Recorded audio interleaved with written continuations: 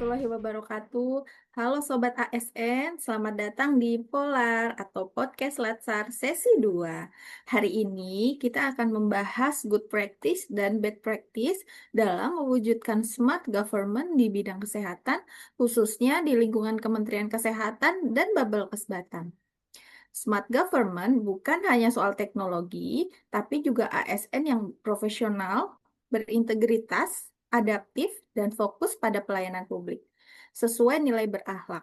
Di podcast ini, kita akan melihat contoh praktik baik yang bisa ditiru dan praktik buruk yang perlu dihindari, serta strategi agar tata kelola kesehatan menjadi lebih cerdas, berdampak nyata bagi masyarakat.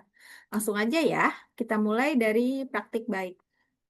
Silakan ada Nurse Ani, boleh dicontohkan apa aja sih itu praktis baik?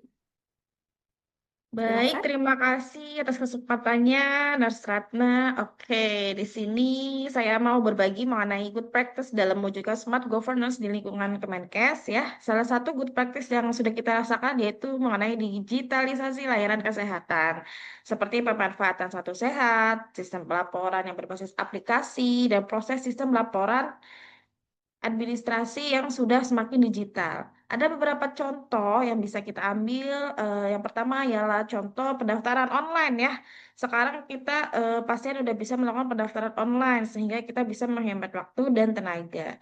Yang kedua mungkin mengenai rekam medis elektronik yang dimana itu sangat menguntungkan bagi kita tenaga kesehatan khususnya perawat karena kita tahu bahwa satu pasien itu jika masih manual itu rekam medisnya sangat banyak dan itu lebih besar untuk kita berserakan, tidak rapi. Kalau misalkan udah elektronik ini kan kita bisa lebih mudah untuk mencari riwayat masa lalunya.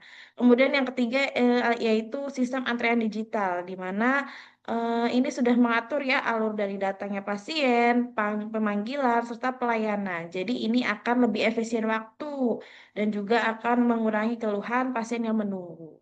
Dengan praktek ini, mendukung adanya smart governance karena pelayanannya menjadi lebih cepat, transparan, dan akuntabel.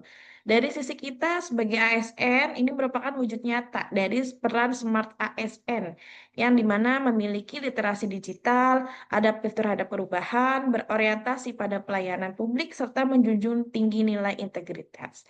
Ketika manajemen ASN ini berjalan berbasis merit dan ASN kita mempunyai mindset smart ASN, maka akan terwujud tata kelola yang efektif dan profesional. Mungkin itu Ratna yang bisa saya sharing. Ya, terima kasih Nurse Ani. Bagus banget ya contohnya ya. Salah satunya ada rekam medis elektronik yang mempermudah perawat dalam eh, bekerja ya.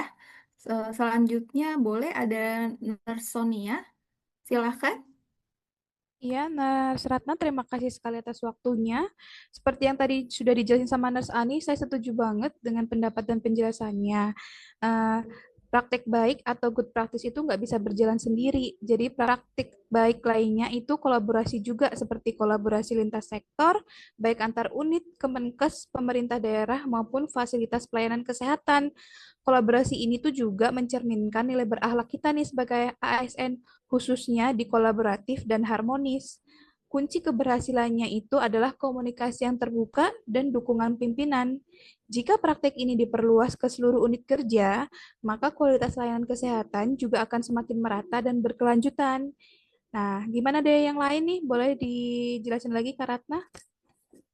Ya, Nersonia bagus banget pendapatnya ya.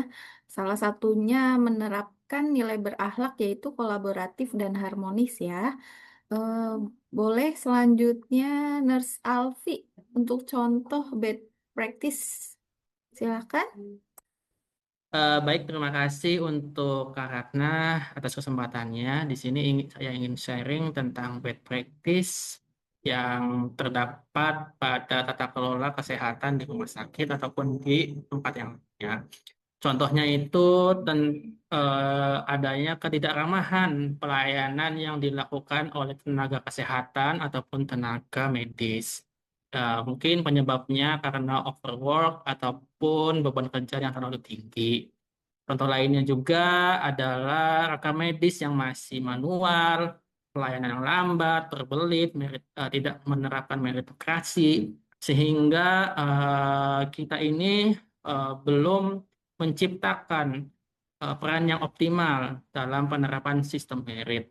Nah, dampaknya adalah pelayanan menjadi tidak efisien serta menurunkan kepuasan dan kepercayaan masyarakat terhadap layanan kesehatan. Ya, terima kasih Nurse Alfi. Bagus banget ya contoh untuk bad practice. Mungkin salah satunya karena belum menerapkan sistem merit ya dalam pelayanan.